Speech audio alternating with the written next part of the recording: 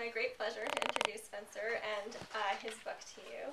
Spencer and I met in the spring of 2007, and we actually met by total random circumstances. I was in the business office in Edmonton trying to register my new business as a freelancer, and I was looking out of the room and I saw Spencer, and I guess I was kind of staring at him, and he caught me staring, and as I learn now, he always does, he just kind of looked over and smiled and nodded. And I nodded back, and then he overheard me say I was a writer. And when I was standing by the elevator, feeling very discouraged and thinking this freelancing career was never going to work out, he came over to me and handed me his business card and said he was looking for somebody to work on a book with him. The more I got to know Spencer, the more amazed I was by his circumstances, his personality, and his amazing take on everything and what he's done with his life. And yeah, just working together was an amazing experience, and I'm very happy to be a part of giving this story to the world. So I guess that's all I have to say. I'm going to let Spencer talk about his experiences and the book. But the reason I always want to write a book is because the number one question I get is, what happened to you?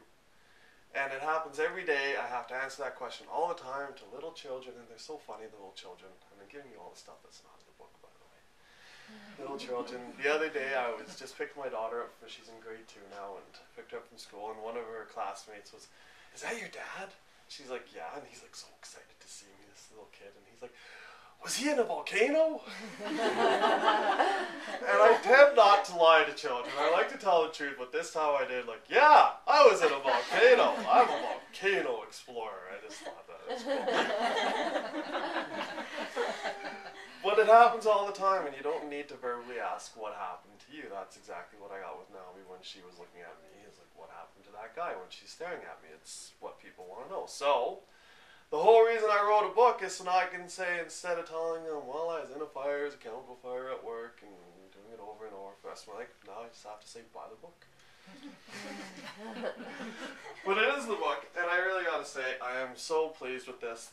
One thing in my journey, when I was burnt, it broke me down to such a shell of who I really was. And it left me in a position that I needed so many other people in my life to get better and to rebuild my life and to find happiness and regain my independence and get through all the anxiety and the fear and the depression and all that stuff. And it just seems like everything I needed was given to me at the exact right time, from being in the burn unit in Alberta at the University Hospital, and there's a new technology that came out that's in the book about this skin, and I'll only tell you guys this because you'll read about it, but it's this pale skin on my arm here, and it covers about 45% of my body, which is 50% of my burns. And the medical staff, the physiotherapist, Linda, you'll meet in here, she's an awesome lady. She's one of my greatest friends, and I don't think I would be standing here without her because I'd still be in a wheelchair. Meeting Naomi, if I didn't meet Naomi, I still probably would be standing here with a book. It just wouldn't be a book I'd recommend any of you buy. And developing my speaking career, that's meeting the director of the Glenrose.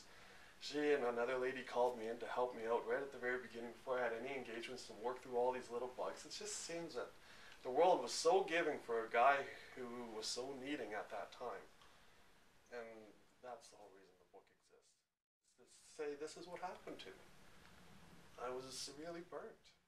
But when you are in there, and you're reading the graphic stuff, because I do remember going through the fire and I'm not supposed to, just know I wouldn't change a thing. And that's the way I like to look. When people look at me, they see a burn survivor. But when I look at myself, I just see a guy who's married with 2 children, happy to be alive.